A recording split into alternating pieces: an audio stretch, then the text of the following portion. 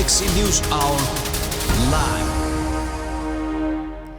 विकासका अधिकांश सूचकाङ्कमा पछि परेका कर्णाली र सुदूरपश्चिम प्रदेशका बालबालिकाहरूमा जन्मजात शारीरिक अपाङ्गताको चिन्ताजनक तस्बिर देखिएको छ। गर्भवती आमा र तिनीहरूबाट जन्मिने शिशुले पर्याप्त पोषण नपाउँदा दुर्गम र ग्रामीण क्षेत्रमा यो समस्या बढी देखिएको छ। सरकारले एकातिर पोषणयुक्त खानाका लागि वार्षिक 1.5 अर्ब खर्च गर्छ, अर्कोतिर गैर सरकारी संस्थाहरूले पनि यही नाममा अनेक परियोजना सञ्चालन गरिरहेका छन्, तर यसको लाभ लक्षित वर्गसम्म नपुगेको तथ्याङ्कले देखाउँछ।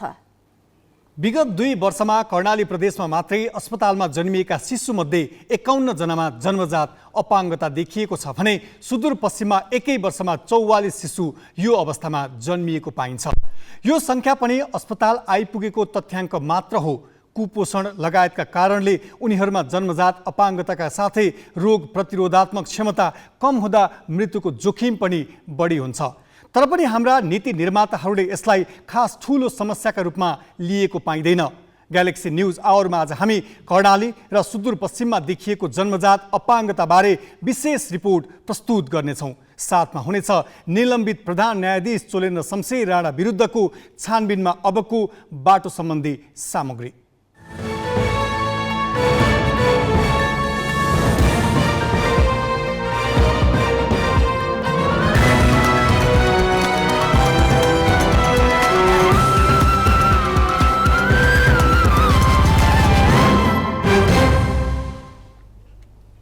नमस्कार, यो हो गैलेक्सी न्यूज आवर। अब हेडलाइन्स।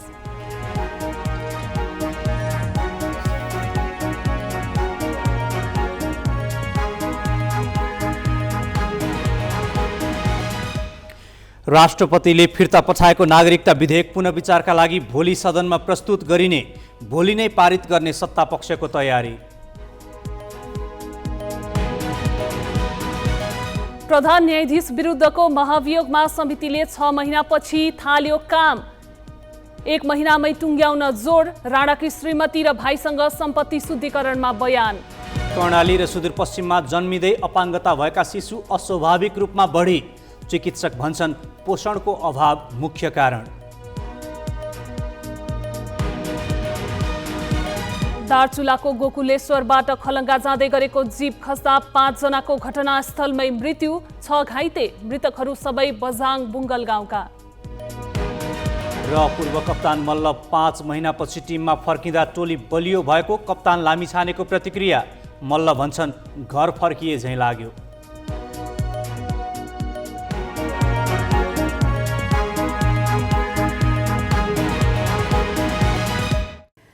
प्रधान न्यायाधीश चोलेन्द्र शमशेर राणा विरुद्धको महाभियोग प्रस्ताव संसद सचिवालयमा दर्ता भएको 6 महिना पुगेपछि समितिमा छलफल सुरु भएको छ। महाभियोग सिफारिस समितिको आज पहिलो बैठकमा कार्यविधि र कार्यतालिकाबारे छलफल भयो। अर्को बैठकले यी दुवै विषय टुङ्ग्याउने समझदारी बनेको छ। प्रतिनिधि सभाको कार्यकाल धेरै बाँकी नरहेकाले 1 महिनाभित्र छानबिन सक्ने गरी काम अघि बढाउनुपर्ने समितिका सदस्यहरूले बताएका छन्। प्रधान न्यायाधीश चोलेन्द्र शमशेर राणा विरुद्धको महाभियोग प्रस्तावमाथि छानबिन र सिफारिस गर्न गठित समितिले बल्ल काम थालेको छ। बुधबार बसेको पहिलो बैठक समितिका ज्येष्ठ सदस्य रामबहादुर विष्टले सञ्चालन गरे। संसद सचिवालयमा सत्ता गठबन्धन दलका 98 सांसदले गत फागुन 1 गते महाभियोग प्रस्ताव दर्ता गराएका थिए। प्रतिनिधि सभाले फागुन 22 गते नै सिफारिस समिति गठन गरे पनि समिति समक्ष प्रस्ताव पठाउने निर्णय भने साउन 22 मा मात्रै भयो। समितिले पनि खासै इच्छा शक्ति देखाएर काम अघि बढाएको देखिँदैन। सभाले प्रस्ताव पठाएको 7 दिनपछि मात्रै बैठक बस्यो। त्यसमा पनि केही सांसद अनुपस्थित रहे। पहिलो बैठकमा कार्यविधि र कार्यतालिका बारे छलफल भएको छ। अर्को बैठकले यही विषय टुङ्ग्याएर खास कार्यदेशमा प्रवेश गर्ने सदस्यको भनाइ छ। कार्यविधि सँगसँगै कार्य अवधि र कार्यतालिकालाई हामीले चाहिँ साथमा राखेनौँ भने हामी सही निष्कर्षमा पुग्न सक्दैनौँ। नियमावली प्रष्टसँग 3 महिनाभित्र भनेर लेखा छ। हाम्रो आयु 3 महिना कतैबाट पनि छ जस्तो लाग्दैन। यस्तो अवस्थामा कसरी जाने हामी छलफल गरौँ। निर्वाचन आइसकेको छ, यो जिम्मेवारी पुरा गर्नु पनि छ। त्यसो भएको हुनाले अब साँच्चै भन्यो भने अब दैनिक रूपमा अब समय नै नपर्ने मिटिङ त बसौँला, तर हामीलाई जे कागजपत्रहरू चाहिन्छ, जे चाहिँ प्रमाणहरू चाहिन्छ अथवा चाहिँ प्रक्रियाहरू जे पुरा गर्नु छ त्यसले पक्कै पनि हामीलाई समय लिन्छ। त्यसो भएको हुनाले अब समय भ्याउने कुरामा म चाहिँ असाध्यै धेरै चुनौती देख्छु। समितिले काम थालेको 7 दिनभित्र आरोपितलाई बयानका लागि बोलाउनु पर्ने नियम छ। त्यसअनुसार यही साताभित्र प्रधान न्यायाधीश चोलेन्द्र शमशेर राणाले संसदीय समिति समक्ष बयान दिनुपर्नेछ। समितिमा केही सांसदले प्रतिनिधि सभाको कार्यकाल धेरै बाँकी नरहेकाले 30 दिनभित्र महाभियोगको छानबिन गरी टुङ्गोमा पुर्याउनु पर्ने बताएका थिए। यो विषय टुङ्गोमा पुर्याउन नसके समितिको भूमिका माथि सधैँभर प्रश्न उठिरहने भए पनि सदस्यहरूलाई छ। हामीले गर्ने काम चाहिँ हामीले पनि ठिक ढङ्गले चाहिँ गरिराखेका छैनौँ। यो परिस्थितिजन्य परिणाम यो आएको छ। यसलाई फेरि यसबाट हामी उम्किने पनि आधारहरू चाहिँ छैन। हामीले सबै कुरा चाहिँ दोष त देखायौँ, मान्छे पनि ठिक भएन, खाना पनि ठिक छैन, त्यसो खानाको गुणस्तर पनि छैन भन्यौँ, तर मान्छे चाहिँ आफै बसिरहेको छौँ फेरि। त्यसो भएको हुनाले अब हामीले जे जस्तो हुन्छ जिम्मेवारी पुरा गर्नुपर्ने भएको हुँदा यो जिम्मेवारी पुरा गर्नेतर्फ नै केन्द्रित भएर लागौँ भन्नका लागि म यो सभालाई यो बैठकलाई अनुरोध गर्छु। संविधानले समितिलाई 3 महिनाको समयावधि दिएको छ। यसको दिनगन्ती बुधबारबाटै सुरु भएको छ। तर चुनाव घोषणा भइसकेकाले अब प्रतिनिधि सभा करिब 1 महिनामा निष्क्रिय हुन सक्नेछ। चुनावका लागि मनोनयन दर्ताको अघिल्लो दिन प्रतिनिधि सभाको कार्यकाल सकिएको मानिने सरकारको तर्क छ।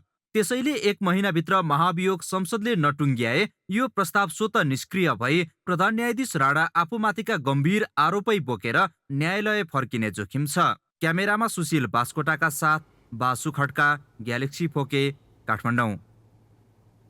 संसदको महाअभियोग सिफारिस समितिले प्रधान न्यायाधीश चोलेन्द्र शमशेर राणा विरुद्धको महाअभियोग समयमै टुङ्ग्याउँछ वा टुङ्ग्याउँदैन भन्ने आशंकाकै विषय छ। तर संसदले महाअभियोगबारे निर्णय नगर्दैमा राणाले उन्मुक्ति पाइहाल्ने अवस्था भने छैन।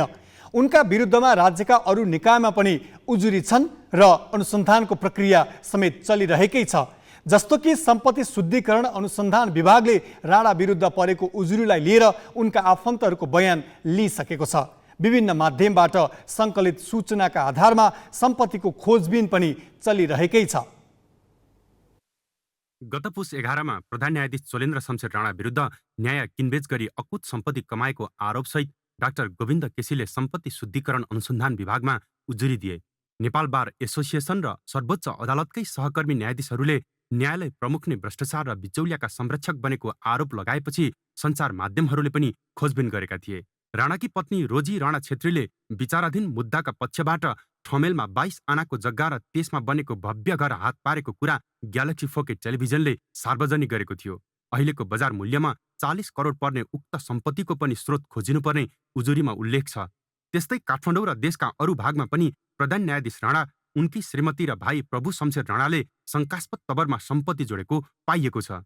रूपन्देही, धादिङ लगायत जिल्लामा केही उद्योग र कम्पनीको स्वामित्व अस्वाभाविक प्रक्रियाबाट हात पारेको भेटिएको छ। विभागले अनुसन्धान अधिकृत तोकेर प्रधान न्यायाधीश पत्नी रोजी राणा छेत्री र भाइ प्रभु शमशेर राणा लगायतसँग बयान लिइसकेको छ। उहाँको बारेमा जुन उजुरी हामी त्यहाँ परेको थियो त्यसपछि चाहिँ विभागले अनुसन्धान अधिकृत तोकेको अवस्था छ र सम्बन्धित अनुसन्धान अधिकृतले उहाँसँग सम्बन्धित र उजुरीमा उल्लेख भएका विषयहरूसँग सम्बन्धित कुराहरूको चाहिँ माग गर्नुभएको अवस्था छ र हाल अहिले अनुसन्धान चलिरहेको अवस्था छ।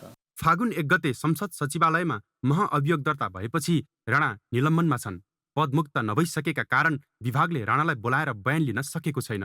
तर राणाका बारेमा संसदले निर्णय लिए वा नलिए पनि उनको र परिवारका नामको अकुत सम्पत्तिमाथि छानबिन गर्न बाधा नपुग्ने कानुनका जानकार बताउँछन्। उहाँलाई पदमुक्त मात्रै गरेर त भएन नि, पदमुक्त भइसकेपछि पनि उहाँलाई कानुनको दायरामा ल्याउनु पर्यो होइन। उहाँको त्यो चाहिँ यदि अकुत सम्पत्ति गैर कानुनी आर्जन हो होइन, त्यसको स्रोत चाहिँ अब कानुनी स्रोतको होइन भनेदेखि त त्यो जफत हुनु पर्यो, उहाँलाई त्यो अनुसारको जरिमाना पनि हुनु पर्यो, त्यो अनुसार कैद पनि हुनु पर्यो। उहाँ र उहाँको अब उहाँले सेटिङ भन्ने शब्द थियो त्यतिखेर, अब जो सेटिङमा संलग्न हुनुहुन्थ्यो, जसले चाहिँ यो एउटा गिरोहको काम गर्नुभयो, त्यतिखेर बिचौलियाको काम गर्नुभयो, उहाँहरू सबैलाई अनुसन्धानको दायरामा ल्याएर कानुनी कारबाही गर्नु पर्यो भन्ने हो यसमा। विभागमा परेको उजुरीमा राणाले गैर कानुनी बाटोबाट आर्जन गरेको अकुत सम्पत्ति आफन्तका नाममा परिचालन गरी वैधता दिन खोजेको आरोप छ। राणासहित पत्नी, भाइ तथा अरू नातेदारदेखि न्यायाधीश, संवैधानिक पदाधिकारी तथा पेशेवर बिचौलियाहरूको सङ्गठित गिरोह नै खडा गरेर अवैध आर्जनमा प्रयोग गरेको उजुरीमा भनिएको छ। संसद राजनीतिक मञ्च भएकाले त्यो सबै प्रश्नको निरूपण त्यहाँबाट नहुन पनि सक्छ। तर राज्यका स्थायी र वैधानिक संयन्त्रले भने यी सबै प्रश्न निरूपण गर्नै पर्छ। त्यसैले यी प्रश्न सम्पत्ति शुद्धिकरण अनुसन्धान विभागसँगै अख्तियार दुरुपयोग अनुसन्धान आयोगले समेत आफ्नो कार्यक्षेत्रभित्र रही निरूपण गर्नै पर्छ। क्यामेरामा सञ्जय घिमिरेका साथमा मिलन बुढाथोकी, काठमाडौँ। निलम्बित प्रधान न्यायाधीश चोलेन्द्र शमशेर राणामाथिको आरोप सामान्य छैनन्। राजनीतिक दलहरूले निजी लाभहानि हेर्न सक्छन्, त्यसको हिसाब किताब जनताले चुनावमा गर्लान्। तर राज्यका अरू जिम्मेवार निकाय पनि छन् जसले अहिले उठेका प्रश्नको वस्तुनिष्ठ छानबिन र उचित कारबाही गर्नै पर्छ। अब केही न्युज संक्षेपमा।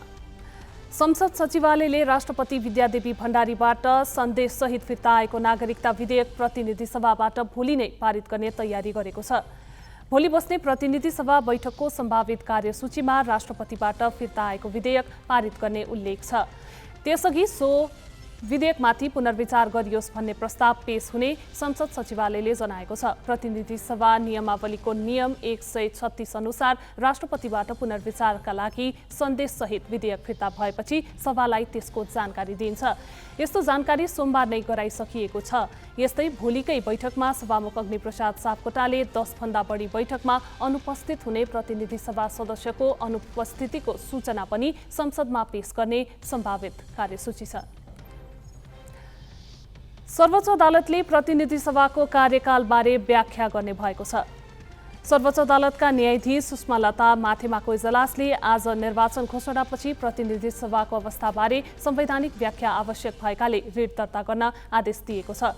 अधिवक्ता मणिराम उपाध्याय र पुरुषोत्तम अर्यालले निर्वाचन घोषणापछि प्रतिनिधि सभा निष्क्रिय हुनुपर्ने मागसहित दायर गरेको निवेदन सर्वोच्च प्रशासनले असार 29 गते दरपीठ गरिदिएको थियो। अदालतले आज यो प्रश्न इजलासबाटै निरूपण हुनुपर्ने भनेको छ। सरकारले साउन 19 गते प्रतिनिधि सभा र प्रदेशसभाको निर्वाचन आगामी मङ्सिर 4 गतेका लागि घोषणा गरे पनि संसदले नियमित काम गरिरहेको छ। कतिपय संविधानविदले चुनाव घोषणा लगत्तै सभा भङ्ग हुने तर्क गरे पनि सरकारले मनोनयन दर्ताको अघिल्लो दिनसम्म रहने भनेको छ। सत्तारूढ नेकपा माओवादी केन्द्र र एकीकृत समाजवादी एकीकरणका लागि पार्टी एकता संयोजन समिति बनाउने निर्णय भएको छ। आज एकीकृत समाजवादीको पार्टी सचिवालय बैठकले एकताका लागि समिति बनाउने निर्णय गरेको हो। दुई पार्टी बीच एकता प्रक्रियाका लागि विभिन्न कार्य प्रक्रिया अघि बढाउने निर्णय समेत बैठकले गरेको छ।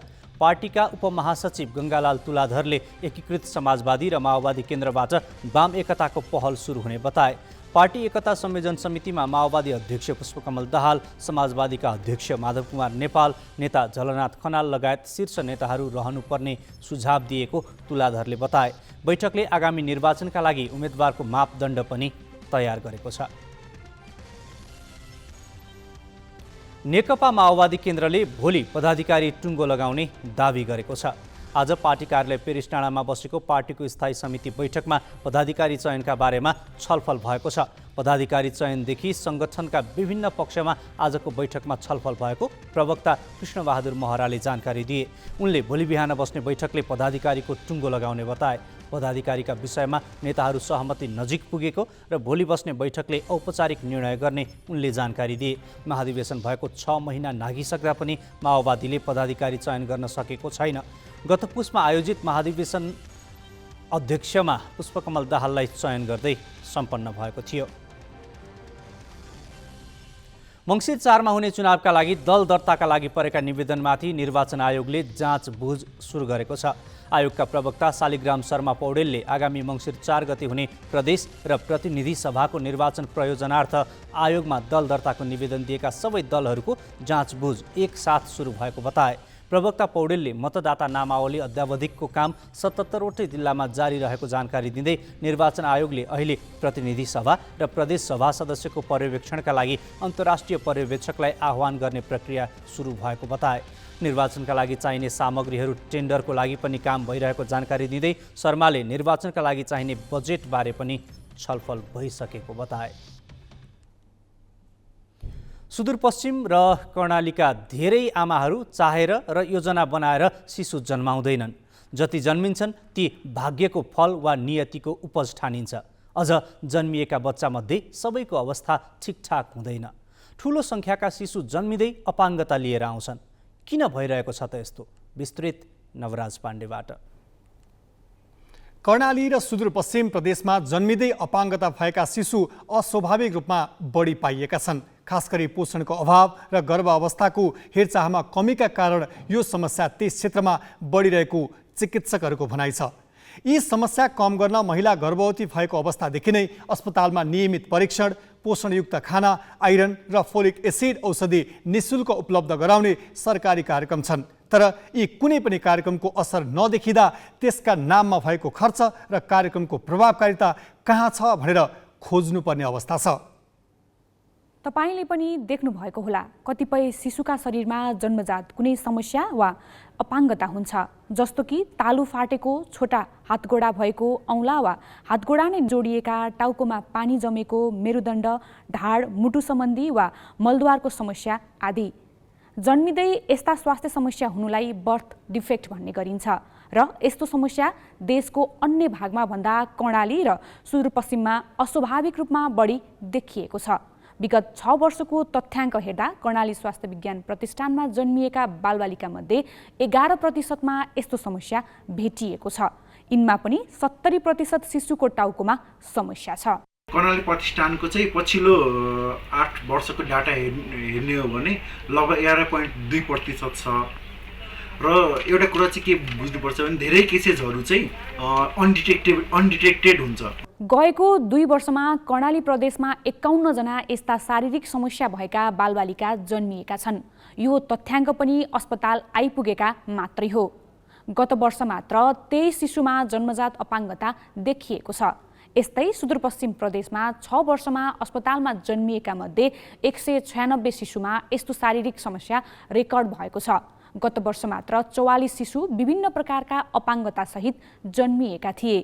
चिकित्सकहरूले यो सङ्ख्यालाई अस्वाभाविक बढी भनेका छन्। गर्भावस्थामा फोलिक एसिड, आइरन, क्याल्सियम खायो भने त्यस पछाडि गएर सुरुको अवस्थामा भएका जटिलताहरू जस्तो प्रेसर बढ्ने, सुगर बढ्ने र अन्य आमाको रोगहरूलाई चाहिँ नियन्त्रण उपचार गर्न सक्यो भने यी विकलाङ्ग हुने बच्चाहरूको जन्म मृत्यु कम गर्न सकिन्छ।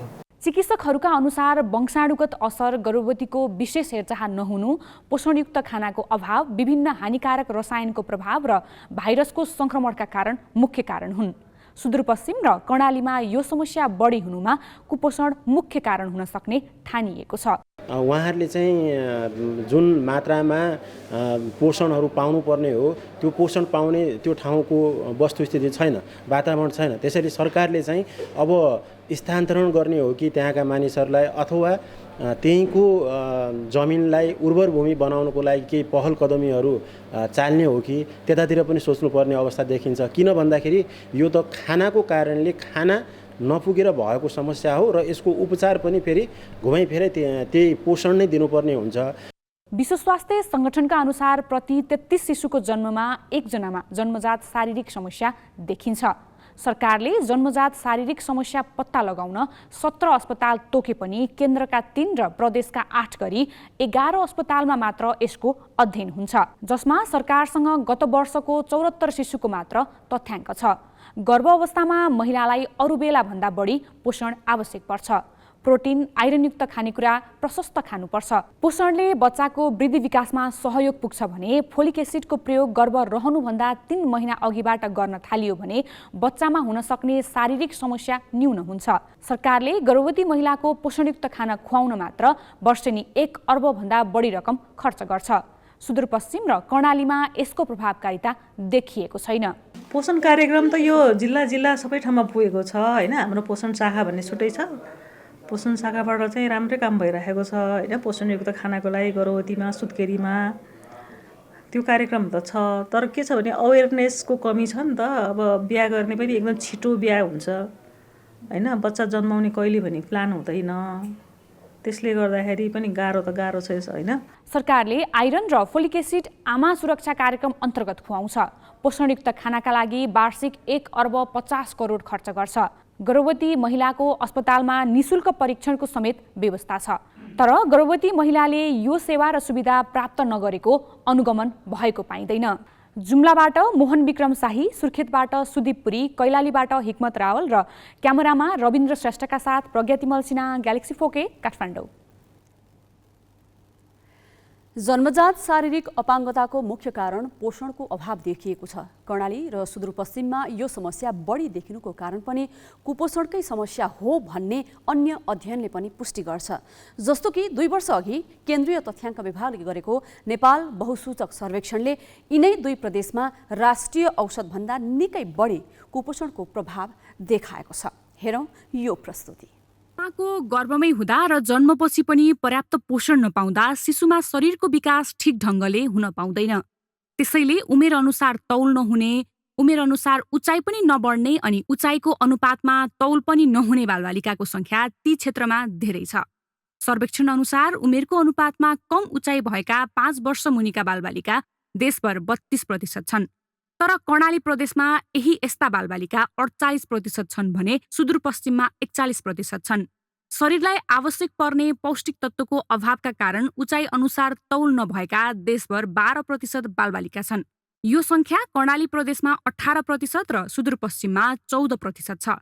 यस्तै उमेरको अनुपातमा शरीरको तौल पनि कम भएका 5 वर्ष मुनिका बालबालिका देशभर 24% छन् भने कर्णाली प्रदेशमा 36, सुदूरपश्चिममा 33% छन्। नेपालमा वार्षिक 5,50,000 शिशु जन्मन्छन्। तर उचित खानाकै अभावका कारण तिनको सही ढङ्गले वृद्धि विकास हुन पाउँदैन। कुपोषणकै कारण यी प्रदेशमा बाल मृत्युदर समेत बढी छ। आजका युगमा पनि गर्भवती आमा र तिनीहरूबाट जन्मने बच्चाले न्यूनतम शरीरलाई आवश्यक पर्ने खाना नै पाउँदैनन्। आधा जसो बालबालिकाले यही कारणले शारीरिक मूल्य चुकाउनु पर्छ भने राज्यका लागि योभन्दा लाजमर्दो अवस्था के होला? कर्णाली र सुदूरपश्चिम प्रदेशमा बढी देखिएको जन्मजात अपाङ्गताको समस्या न्यूनीकरण गर्न सरकारले तत्काल के गर्नुपर्छ भनेर हामीले स्वास्थ्य सेवा विभागका पूर्व महानिर्देशक एवं ग्रामीण क्षेत्रमा मातृ शिशु स्वास्थ्य सुधारमा सक्रिय डाक्टर मिङमार ग्याल्जेन शेर्पालाई सोधेका छौँ। गर्भवती महिलाहरू जाँच गर्नका लागि, डेलिभरी हुनुभन्दा अगाडि जाँच गर्नका लागि उहाँहरू सबै चाहिँ स्वास्थ्य चौकीमा आउनुहुन्छ। त्यही बेलामा चाहिँ यदि अल्ट्रासाउन्ड गरेर चाहिँ कुनै ठुलो डिफेक्ट भनौँ न, बर्थ डिफेक्ट त डिफेक्ट्स थुप्रै छन्, त्यसमध्येमा सबै त थाहा हुँदैन, बर्थ डिफेक्ट सबै त थाहा हुँदैन। तर कतिपय अभियस चाहिँ नि झलस्स देखिहाल्ने त्यस्तो खालको बर्थ डिफेक्ट चाहिँ नि उहाँहरूले पनि पत्ता लगाउन सकिन्छ। जस्तै यो पेट फाटेर चाहिँ आन्द्रा निस्किएको हुन्छ, त्यसो ओठ खोडे भएको हुनसक्छ, औँलाहरू नभएको हुनसक्छ। त्यस्तै खालको थुप्रै किसिमको बर्थ डिफेक्टहरू छन्। जस्तै टाउको भित्र चाहिँ नि गडबड भएको हुन्छ, अनि त्यो चाहिँ समयमा पत्ता लाग्छ। टाउकोभित्र पानी जम्ने हुन्छ, त्यो कुरो पनि पत्ता लाग्छ त्यो अल्ट्रासाउन्ड गरेर। अल्ट्रासाउन्ड सामान्यतया डक्टर्सहरूलाई चाहिँ नि तालिम दिन्छ। तर हाम्रोमा बाध्यता के भयो भनेदेखि हामी कहाँ डक्टर त सबै हेल्थ पोस्टमा हुँदैन र चाहिँ नि जिल्ला अस्पतालमा पनि डक्टर भएर पनि डक्टरलाई तालिम दिएको हुँदैन अल्ट्रासाउन्ड। तर अब अहिले विशेष गरेर चाहिँ नि तालिम दिन जरुरी के कारण भयो भने मातृमृत्यु दर घटाउनको लागि। जन्मजात अपाङ्गता हुनु नियति वा भाग्यको दोष होइन। केहीमा वंशाणुगत कारण भए पनि धेरै जसोमा यस्तो हुनुका पछाडि गर्भावस्थाको हेरचाह र पोषणयुक्त खानाको कमी अनि कम उमेरमै विवाह लगायत कारण मुख्य देखिन्छन्। यी यस्ता कारण हुन् जो राज्यले चाहेमा नियन्त्रण गर्न सकिन्छ, तर राज्यले यसलाई समस्याका रूपमा समेत लिएको छैन। अब केही न्युज संक्षेपमा। दार्चुलामा जीव दुर्घटना हुँदा 5 जनाको मृत्यु भएको छ। गोकुलेश्वरबाट सदरमुकाम खलङ्गा जाँदै गरेको जीव शैल्य शिखर नगरपालिकाको उल्लानीमा दुर्घटना भएको हो। 4 जना पुरुष र 1 महिलाको घटनास्थलमै मृत्यु भएको हो। मृत्यु हुनेमा रैभान बोहरा, उनकी श्रीमती चम्पा बोहरा, पुने बोहरा, उजले बोहरा र हिक्मत जागरी छन्। उनीहरू सबै बझाङ बुङ्गलका हुन्। दुर्घटनामा 6 जना घाइते भएका छन्। घाइतेको गोकुलेश्वर अस्पतालमा उपचार भइरहेको छ। जीपमा 14 जना सवार थिए। जीप सडकबाट 500 मिटर तल खसेको छ। दुर्घटनाको कारण भने खुलेको छैन। सर्वोच्च अदालतले हालै वरिष्ठ अधिवक्ताको उपाधि पाएका कानुन व्यवसायलाई प्रमाणपत्र वितरण गरेको छ। आज काठमाडौँमा एक कार्यक्रम गरी वरिष्ठ उपाधि पाएका 133 जनालाई प्रमाणपत्र दिएको हो। सर्वोच्च अदालतका न्यायाधीश प्रकाशमान सिंह राउत नेतृत्वको समितिले 138 जनाको नाम सिफारिस गरेको थियो, जसमध्ये असार 29 गते बसेको न्यायाधीशहरूको पूर्ण बैठकले 133 जना अधिवक्तालाई वरिष्ठ उपाधि दिने निर्णय गरेको थियो। थप 531 जनामा कोरोना देखिएको छ। पछिल्लो 24 घण्टामा 3876 नमुनाको PCR परीक्षण गर्दा करिब 14% सङ्क्रमण देखिएको हो। त्यस्तै 2507 जनाको एन्टिजेन परीक्षण गर्दा 321 जनामा सङ्क्रमण देखिएको छ। हाल देशभर 5462 सक्रिय सङ्क्रमित रहेको स्वास्थ्य मन्त्रालयले जनाएको छ। सङ्क्रमित मध्ये 59 जनाको ICU र 7 जनाको भेन्टिलेटरमा उपचार भइरहेको छ। नेपाली कांग्रेसको नेतृत्व गठबन्धनका दलहरूसँग मिलेर आउँदो चुनावको नतिजा आफ्नो पक्षमा पार्ने कसरतमा छ, तर आफै भित्रका गुट उपगुट मिलाउन भने हम्मे परिरहेको छ। यो प्रसङ्ग साजना तामाङबाट।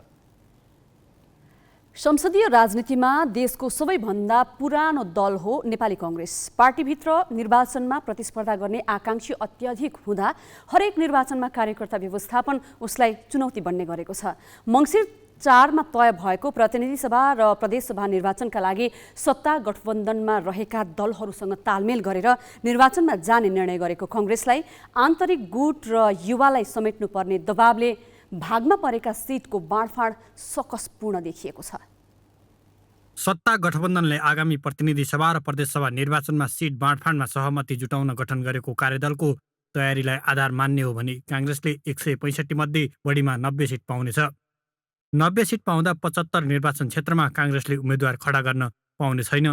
पार्टीले पाएका सिटमा पनि आन्तरिक गुटलाई उचित भाग दिनुपर्ने भन्दै अहिलेदेखि नै कांग्रेस संस्थापन इतर समूहले विभिन्न दबावमूलक कार्यक्रम सुरु गरिसकेको छ। कार्यदलमा 2074 सालको निर्वाचनलाई आधार मान्दै सिट बाँडफाँड गर्ने विषयमा सहमति जनाए पनि विगतमा आफूले नपाएको क्षेत्र यसपटक अरू पार्टीलाई दिन नहुने आवाज पार्टीभित्र उठेको छ। जुन पार्टीले लिएको छ र जुन छ त्यो चाहिँ अहिले छोड्नुपर्छ। एउटा पार्टीले पटक पटक एउटै क्षेत्र छोड्दै गर्दा त्यहाँ कार्यकर्तामा धेरै निराशा हुन्छ। कांग्रेसमा संस्थापन इतर पक्षले सधैँ 40% हिस्सा खोज्ने गरेको इतिहास छ। गिरिजाप्रसाद कोइराला नेतृत्वको नेपाली कांग्रेस र शेरबहादुर देउवाले नेतृत्व गरेको तत्कालीन नेपाली कांग्रेस प्रजातान्त्रिक बीच 2064 असोज 8 मा एकीकरण हुँदा पार्टीका संरचनामा 40% हिस्सालाई मुख्य आधार बनाइएको थियो। त्यसपछिको 12औं एकता महाधिवेशनमा सुशील कोइरालासँग पराजित भएका देउवाले 40% नै मत पाएका थिए। पार्टी एकता र महाधिवेशनमा प्राप्त मतका आधारमा देउवाले त्यतिबेला संस्थापन पक्षसँग पार्टी र सरकारका मोर्चामा 40% हिस्साका लागि सङ्घर्ष गरेका थिए। 13औं महाधिवेशनमा सभापतिमा निर्वाचित देउवा र पराजित रामचन्द्र पौडेलबीच पनि 60-40 कै हैसियत प्राप्त भएको थियो। त्यसपछि पनि पौडेलले 40% कै अडान राखेर देउवासँग सङ्घर्ष गरे। अहिले शेखर कोइराला पक्षले 40% कै माग दोहोर्याइरहेको छ। 40% को सूत्र र फर्मुलाका जनक हुन् हाम्रा आदरणीय सभापति शेरबहादुर दाई। सुशीललाई सभापति हुँदा पनि 40% उहाँले प्राप्त गर्नुभयो। रामचन्द्र दाई हुँदा पनि 40% को फर्मुला अगाडि बढ्यो। चाहिँ गुटको चाहिँ नि प्रमाणपत्र प्राप्त नगरेको व्यक्तिले त अवसरै पाएन। त्यसो भएको हुनाले चाहिँ अब चाहिँ 40% माग्नुपर्ने भयो। 14औं महाधिवेशनपछि पार्टी पदाधिकारीदेखि केन्द्रीय सदस्यसम्म युवा नेताको उल्लेख्य सहभागिता छ। यो अवस्थामा आगामी निर्वाचनमा पनि युवालाई पार्टीले अवसर दिनुपर्ने माग पार्टीभित्र उठ्न थालेको छ। युवाहरूको व्यवस्थापनलाई पनि चुनौतीको रूपमा हेरिएको छ। युवा पुस्तालाई प्रोत्साहनपूर्वक, चाहे महिला हुन्, चाहे दलित हुन्, चाहे जनजाति हुन्, चाहे खसारे जुनसुकै समुदायका हुन्, नयाँ पुस्ताका मानिसहरूलाई, नयाँ उम्मेदवारहरूलाई परिवर्तनका एजेन्डासहित ती उम्मेदवारहरूलाई पार्टीले प्रमोट गर्नुभयो र पार्टीले प्रोत्साहन गर्यो भने पार्टीको विजय पनि सुनिश्चित हुन्छ। त्यसले आम मुलुकको राष्ट्रिय राजनीतिमा र जनताको समृद्धिको चाहनामा पनि परिवर्तन ल्याउँछ। निर्वाचनमा एकल बहुमत ल्याउने गरी गठबन्धन गर्ने निर्णय गरेको कांग्रेसलाई पार्टीभित्रको व्यवस्थापन भने निकै चुनौतीपूर्ण छ। उचित व्यवस्थापन गर्न सकेन भने कांग्रेसको पुरानो रोग अन्तर्घात पुनः मौलाउन सक्छ। क्यामेरामा सञ्जय घिमिरेका साथ अङ्गराज नेउपाने, ग्यालेक्सी फोके, काठमाडौँ। सत्तारूढ राजनीतिक दलले प्रतिनिधि सभा र प्रदेश सभाको चुनावमा सिट बाँडफाँडका लागि प्रस्ताव पेश गर्न बनाएको कार्यदलको आजको बैठक बिना निष्कर्ष सकिएको छ। प्रधानमन्त्री निवास बालुवाटारमा भएको कार्यदलको 1.5 घण्टा लामो छलफलपछि सञ्चार मन्त्री ज्ञानेन्द्र बहादुर कार्कीले बैठक सकारात्मक भएको सुनाए। तर केही सदस्यले कार्यदल संयोजक कृष्ण सिटौला पर्याप्त गृह कार्य नै नगरी आएकाले आज टुङ्गो नलागेको बताए। एक पटक अहिलेसम्म भएका जुन छलफलका विवरणहरू छ त्यो विवरणहरू शीर्षस्थ नेताहरूलाई अवगत गराउने र त्यसपछि बस्ने बैठकबाट अघि तपाईँले इङ्गित गरेको कुरातर्फ हामी एउटा निर्णयमा पुग्ने सहमतिका साथ आजको बैठक अन्त भएको छ। कार्यदलले छलफल गरेको छ आधारहरूको बारेमा अनि त्यसपछि यसलाई एउटा प्रस्ताव प्रस्तुत गर्ने भन्ने संयोजकज्यूलाई पनि कार्यदलले निर्णय गरेको छ। संयोजकज्यूले यसमा प्रयास होमवर्क गृह कार्य गरिराख्नु भएको छ। आउने बैठकमा यसको सम्भावना छ एउटा प्रस्ताव आउँछ। आजको बैठक त्यसो भए गृह कार्य नै नगरिकन बस्यो भन्दा हुन्छ? होइन, गृह कार्य त गर्नुभयो त पर्याप्त गृह कार्य भएन। गृह कार्य भएको हो तर पर्याप्त गृह कार्य भएन।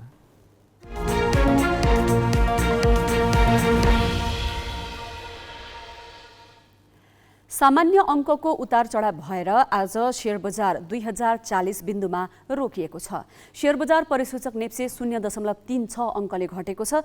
कारोबार रकम खुम्चिएर 1 अर्ब 40 करोडमा सीमित भएको छ। ब्याङ्किङ, पर्यटन, जीवन बिमा, लगानी, व्यापार र अन्य समूह घटेका छन्। विकास ब्याङ्क, फाइनान्स, लघुवित्त, निर्जीवन बिमा, जलविद्युत लगायतका समूह बढेका छन्। ब्याङ्किङ प्रणालीमा तरलता अभाव भएकाले बजार प्रभावित हुँदै आएको छ।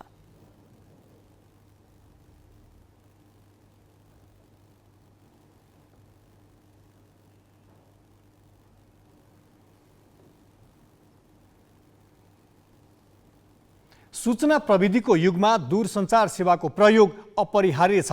अझ मोबाइल बिना त अहिले कसैको पनि दैनिक चल्नै मुस्किल भइसकेको छ। दूरसञ्चार सेवामा बढ्दो प्रतिस्पर्धा र सम्पर्कको अनेक वैकल्पिक माध्यमको पनि विकास भएकाले मूल्य सस्तिँदै गएको छ। तर नेपालमा भने सेवा प्रदायकको एकाधिकारका कारण प्याकेज बिनाको दूरसञ्चार शुल्क निकै महँगो छ।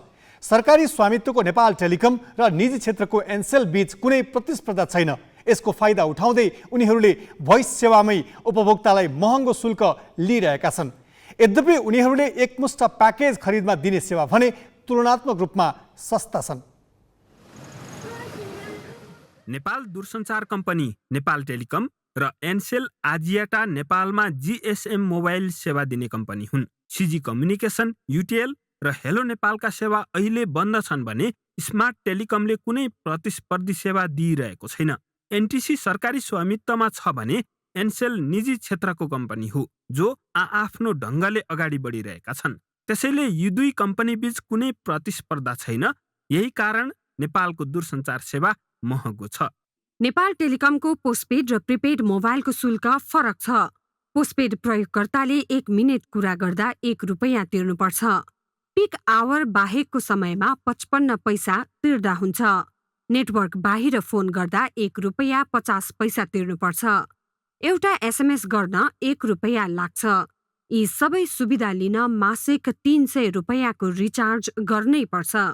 टेलिकमको प्रिपेड सिमबाट नेटवर्कभित्र फोन गर्दा 1 रुपैयाँ 50 पैसा र बाहिर 2 रुपैयाँ तिरेपछि मात्रै 1 मिनेट कुरा गर्न पाइन्छ।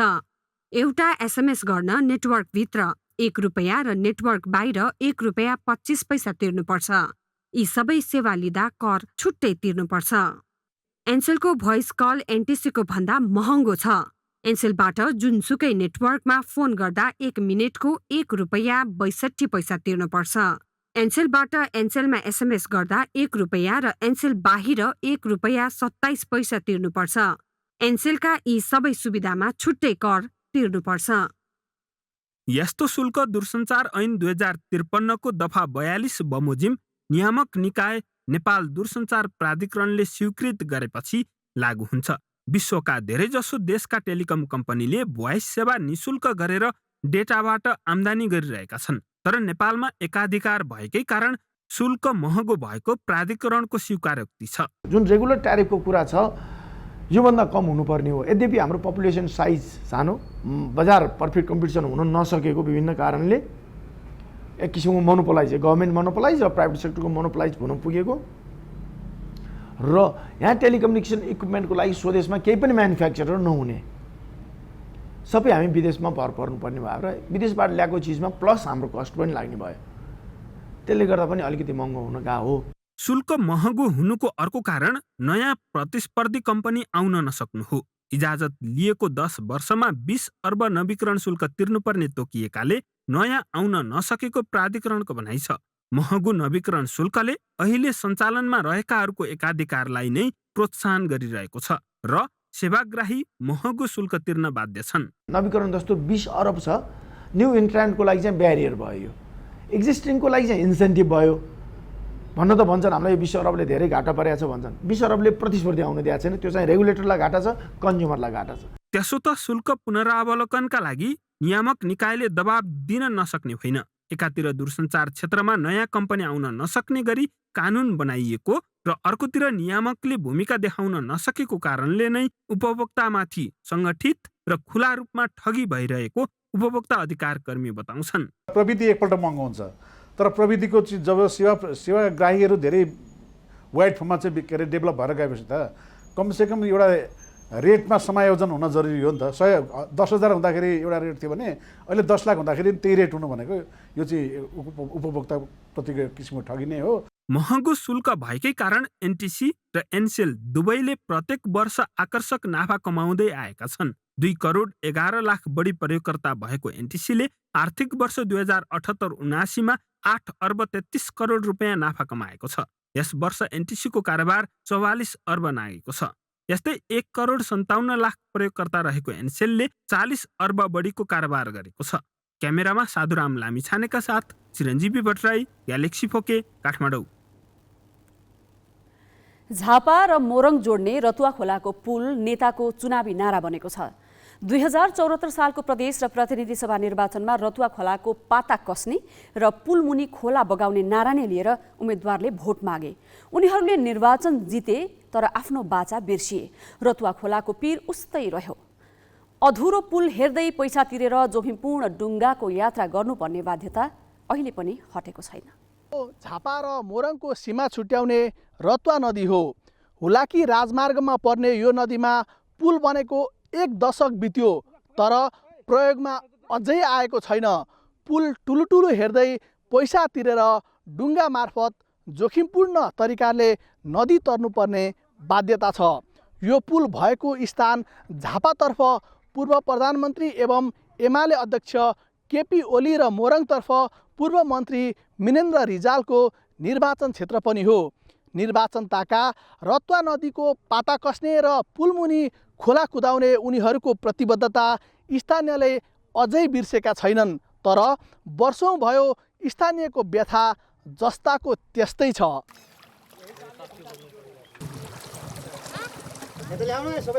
कहाँ पुगेर आउनुभयो? त्यो डैँडोलाबाट जाँदैछ सिंहारी। अनि यो डुङ्गामा चढ्दा यसरी डर लाग्दैन? लाग्दैन। बानी भइसक्नु भयो? अनि कतिको हैरानी छ त? यो पुल बनेको छैन, 2-2वटा नाउ चल्नुपर्छ, कतिको पुल बनाउनु पर्छ नि त। पुल नबनाएर हुन्छ? डुङ्गा धेरै पानी आउँदा त डर लाग्छ कि। हजुर। अनि यो पुल नबन्दाखेरि समस्या छ तपाईहरुलाई? समस्या छ कि। अहिले साइकल लिएर जान्थे कि गाडी लिएर जान्थे कि कति दिक्कत छ। सानो केटाकेटी साइकल लिएर बोक्न सक्छ? सक्दैन। अब हिँडेर जानु पर्यो। हिँडेर जानु पर्यो यत्रो घाममा। गाह्रो छ तपाईलाई? गाह्रो छ। बनाउनु जरुरी छ। धेरै वर्ष भयो कि सरकारले खोइ या साल बनाउँछ, पोहोर साल बनाउँछ, कतिखेर बनाउँदैन। समस्या छ नि ऊ बाइक हेर न कसरी गरेर चलाउनु, उहाँहरूले दुःख गरेर दुःखै लाग्छ नि। अब अरूलाई दुःख भने आफ्नै दुःख भनौँ न, सबैको दुःख हो नि त। अब कोही यहाँ छ, बाढी आउँछ, डर हुन्छ यस्तो समयमा। कतिको शास्ति हुन्छ? अब तपाईँ पारी सधैँ जानुपर्ने हुन्छ। शास्ति त धेरै हुन्छ, अप्ठ्यारो धेरै छ। साइकल बोक्नै पर्यो, खोला तर्नै पर्यो। अब यसपल्ट झन् 2टा नाउ छ, अब कम्तीमा घन्टै लागिहाल्छ। समयको बर्बाद हुन्छ, परेशानी बेहोस् छ, जोखिमपूर्ण छ। जोखिम एकदम जोखिम छ। बाढी आएको बेला समस्या हुन्छ। बाढी आएको बेला धेरै समस्या हुन्छ। जस्तो यही ठाउँबाट चाहिँ प्रधानमन्त्री हुनुभयो, मन्त्री हुनुभएको छ, यो बनाउनलाई कतिको पहल गर्नुभएको छ? पहल त मुखले गर्दै हुनुहुन्छ, तर भित्री काममा के गर्दै हुनुहुन्छ होइन, कुराले आश्वासन दिने ल तपाईँको पुल अब यसपल्ट बनिहाल्छ, तर भन्दै निकै वर्ष बितिसक्यो, अहिलेसम्म केही भएको छैन।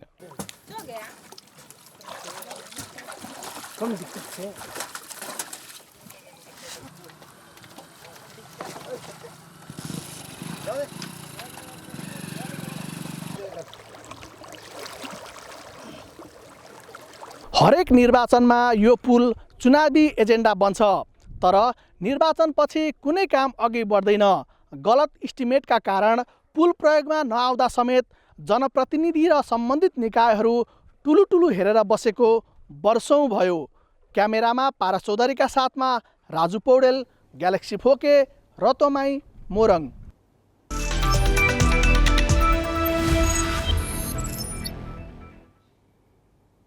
गैर आवासीय नेपाली सङ्घको आयोजनामा भदौ पहिलो साता पहिलो संस्करणको NRNA राष्ट्रिय कराते च्याम्पियनसिप आयोजना हुने भएको छ। NRNA स्पोर्ट्स एकाडेमीले भदौ 24 र 25 गते च्याम्पियनसिप हुने जनाएको हो। 2 दिन चल्ने प्रतियोगितामा पुरुषतर्फ 50 KG, 55 KG, 60 KG, 67 KG, 75 KG, 84 KG र 84 केजी माथिको तौल समूहमा प्रतिस्पर्धा हुने भएको छ। यस्तै महिलातर्फ 45 KG, 50 KG, 55 KG, 61 KG, 68 KG र 68 केजी भन्दा माथिको तौल समूहमा प्रतिस्पर्धा हुने एकाडेमीले जनाएको छ। महिला तथा पुरुष एकल काँता, टिम काँता र टिम कुमुतेमा समेत प्रतिस्पर्धा हुनेछ। 7 प्रदेश, 3 विभागीय टोली र NRNA सहित 11 टोलीको सहभागिता रहने प्रतियोगितामा प्रत्येक तौल समूहमा पहिलो हुनेले 15,000, दोस्रो हुनेले 10,000 र तेस्रो हुनेले 5,000 रुपियाँ पाउनेछन्। पछिल्लो समय नेपाली क्रिकेटमा धेरै उतार चढाव आए। खेलाडी विवाददेखि निरन्तर प्रशिक्षक परिवर्तनले नेपाली क्रिकेट टोलीको प्रदर्शनमा नकारात्मक प्रभाव पार्यो। करिब 16 वर्ष टोलीमा निरन्तर बिताएका ज्ञानेन्द्र मल्ल पनि टिम बाहिर परे। करिब 5 महिना टिम बाहिर बसेर ज्ञानेन्द्र टोलीमा फर्किएका छन्। अनुभवी खेलाडीको रूपमा फर्किएपछि उनले यसलाई आफ्नो दोस्रो घर फर्किए झैँ लागेको प्रतिक्रिया दिएका छन्। पूर्व कप्तान ज्ञानेन्द्र मल्लले सन् 2006मा कुवेत विरुद्ध डेब्यू गरेका थिए। त्यसयता निरन्तर टोलीमा रहेका उनी UAE टुरपछि टिममा परेनन्। खराब प्रदर्शनका कारण उनी नेपाली टोलीबाट बाहिरिएको यो पहिलो पटक थियो। करिब 5 महिनाको टिम बाहिरको बसाइपछि ज्ञानेन्द्र पुनः टोलीमा फर्किएका छन्। टोलीमा फर्किएसँगै ज्ञानेन्द्र अहिले TU क्रिकेट मैदानमा टिमसँगै अभ्यासमा छन्। टोलीबाट बाहिर हुँदाको निर्णय स्वीकार्नुपर्ने बताउने उनले पुनरागमनको खुसी यसरी साटे। नेसनल साइडको लागि खेल्न पाउनु भनेको अब कुनै पनि प्लेयरको लागि एउटा सपना हो होइन। त्यसैले गर्दा खुसी छु होइन फेरि आउनु पाएकोमा, र फेरि भनौँ न टिमलाई चाहिँ कन्ट्रिब्युट गर्न सक्छु भन्ने हिसाबले। टिममा नहुँदाखेरि अब जुन यो ग्राउन्डमा आउने खेल्ने अब भनौँ न जिन्दगी नै यहीँ बिता जस्तो लाग्छ होइन। अब मलाई त घरमा यो घरै यहाँ हो भनेर भन्छ मेरो, भनौँ न मेरो वाइफले पनि कहिले छोरीलाई यहाँबाट पास हुँदाखेरि ऊ घर आयो बाबाको भनिदिनुहुन्छ होइन। भन्नु खोजेँ मतलब अब त्यसरी बिताएको लाइफ हो होइन। अब यहाँ नहुँदाखेरि त्यसरी नहुँदाखेरि अलिकति मिस त भइहाल्छ होइन। ज्ञानेन्द्र नहुँदा टोलीमा धेरै परिवर्तन भयो। उनको पुनरागमनसँगै टोलीमा पनि नयाँ प्रशिक्षकको प्रवेश भएको छ। टोलीमा युवा खेलाडीको बाहुल्यता छ। युवा खेलाडीको प्रदर्शनले टोलीबाट बाहिरेका खेलाडीलाई टिममा फर्कन भने त्यति सहज छैन। अर्कोतिर घरेलु प्रतियोगिता नहुँदा खेलाडीले पुनरागमनका लागि आफ्नो प्रदर्शन देखाउने अवसर पनि पाएका छैनन्। यस्तो अवस्थामा पनि पुनरागमन भएका ज्ञानेन्द्रले सार्थकता प्रमाणित गर्नुपर्ने दबाब छ। किन बाहिर छ, के कुरामा वर्क गर्नुपर्ने होइन, त्यो पनि एक्सप्लेन गरिदिँदाखेरि चाहिँ प्लेयर्सहरूलाई सजिलो हुन्छ जस्तो लाग्छ। त्यो अनुसारले आफैलाई अब अर्को पल्टको लागि होइन भनौँ न प्रिपेयर गरेर अझ त्योभन्दा राम्रो हुँ भन्ने हिसाबले। किनभने कति कुराहरू आफूले थाहा भइरहेको हुँदैन, कति कुराहरू चाहिँ अब मोरली डाउन भइरहेको हुन्छ, कति के भइरहेको हुन्छ होइन।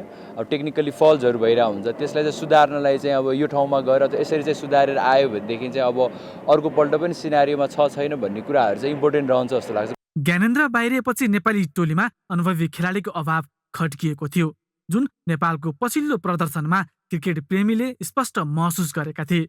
तर ज्ञानेन्द्र त्यो स्वीकार्न तयार छैनन्। यता कप्तान सन्दीप लामिछाने भने ज्ञानेन्द्रको आगमनले केन्या भ्रमणका लागि टोली मजबुत बनेको बताउँछन्। उनले अनुभवी खेलाडी ज्ञानेन्द्रसँग युवा खेलाडीलाई सिक्ने मौका मिलेको बताए। उहाँको आगमनले अब भनौँ न अब पोजिटिभनेस पनि आउँछ कि भन्ने हामीले आश गरेको छौँ र डेफिनेट पनि आउँछ र he brings load of experience into the team. So young प्लेयर्सहरू जो पनि हुनुहुन्छ होइन उहाँहरूको लागि पनि एउटा राम्रो सिक्ने मौका पनि छ। केन्या भ्रमणका लागि ओपनर कुशल भुर्तेल टिममा छैनन्। त्यसैले केन्यासँगको 5 खेलको T20 र 3 खेलको एकदिवसीय सिरिजमा ओपनिङ जोडी परिवर्तन हुने देखिन्छ। पछिल्लो समय आसिफ शेख र कुशलको स्थिर ओपनिङ जोडी देख्न पाइने छैन। यता घरेलु क्रिकेटका एक उत्कृष्ट अलराउन्डर मानिएका विवेक यादवले T20 विश्वकप छनौटपछि पुनः T20 मा मौका पाएका छन्। यस्तो अवस्थामा विवेक वा ज्ञानेन्द्रले ओपनरको रूपमा आसिफलाई साथ दिने देखिन्छ। कर्णालीवासीले मस्टो देवतालाई कुल देवताको रूपमा पुज्छन्। त्यसैले जनै पूर्णिमादेखि कर्णालीका सबैजसो गाउँमा मस्टो देवताको पूजा हुन्छ। हेरौँ जुम्लाबाट ग्यालेक्सी संवाददाता मोहन विक्रम शाहीले सङ्कलन गरेका मस्ट पूजाका केही दृश्य।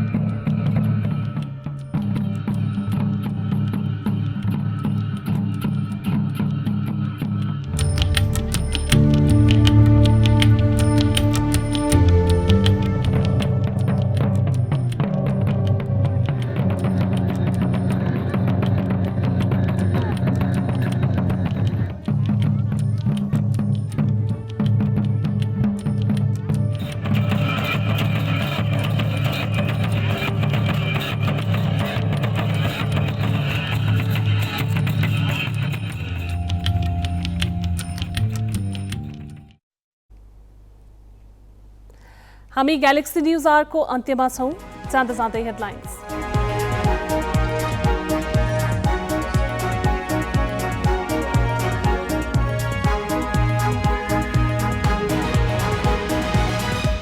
राष्ट्रपतिले फिर्ता पठाएको नागरिकता विधेयक पुनः विचारका लागि भोलि सदनमा प्रस्तुत गरिने, भोलि नै पारित गर्ने सत्ता पक्षको तयारी। प्रधान न्यायाधीश विरुद्धको महाभियोगमा समितिले 6 महिनापछि थाल्यो काम। 1 महिनामै टुङ्ग्याउन जोड। राणाकी श्रीमती र भाइसँग सम्पत्ति शुद्धिकरणमा बयान। कर्णाली र सुदूरपश्चिममा जन्मिँदै अपाङ्गता भएका शिशु अस्वाभाविक रूपमा बढी। चिकित्सक भन्छन् पोषणको अभाव मुख्य कारण। दार्चुलाको गोकुलेश्वरबाट खलङ्गा जाँदै गरेको जीप खस्दा 5 जनाको घटनास्थलमै मृत्यु, 6 घाइते। मृतकहरू सबै बजाङ बुगल गाउँका। र पूर्व कप्तान मल्ल 5 महिनापछि क्रिकेट टिममा फर्किँदा टोली बलियो भएको कप्तान लामिछानेको प्रतिक्रिया। मल्ल भन्छन् घर फर्किए झैँ लाग्यो।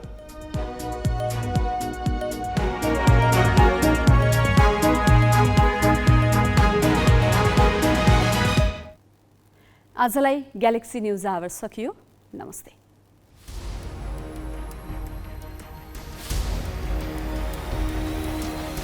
This is Galaxy News Hour live.